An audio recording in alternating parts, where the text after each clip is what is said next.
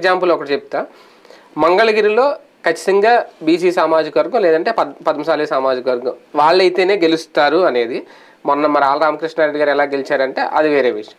కానీ ఇప్పుడు ఎప్పుడైతే గంచిరంజీవిని పెట్టేశారో ఇప్పుడు లోకేష్ గెలుపు మీద ఒక పెద్ద డౌట్ పడింది అనేది. ఎందుకంటే ఈయన పక్కా కమ్మ సామాజిక వర్గం, ఆయన అదే సామాజిక వర్గం పద్మశాలి.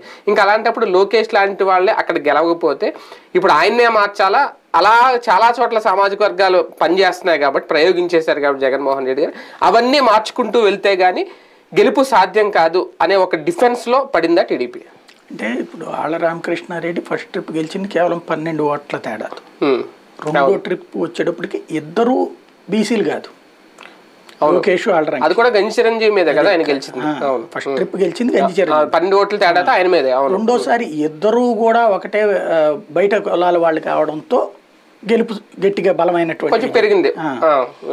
అందుకని ఈ ట్రిప్ వచ్చేటప్పటికి అక్కడ పద్మశాలీలకి ఏమైపోయింది, 2 టర్ములు మనది కాకుండా పోయింది.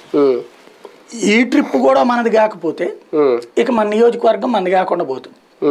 ఫర్ ఎగ్జాంపుల్ లోకేష్ అక్కడ గెలిచాడు అనుకోండి, శాస్త్రంగా అతను అక్కడే పెట్టుకుంటాడు కదా. ఇక పద్మశాలీలకి ఏముంది, రాష్ట్రం మొత్తం మీద పద్మశాలీలు అత్యధికంగా ఉండి పద్మశాలీలకి ఏకైక నియోజకవర్గం ఏదైనా ఉందంటే అది ఒక్కటే. కాబట్టి వాళ్ళు అట్లా స్ట్రాంగ్గా డిసైడ్ అవుతున్నారు అన్నప్పుడు ఈయన మార్చాలి.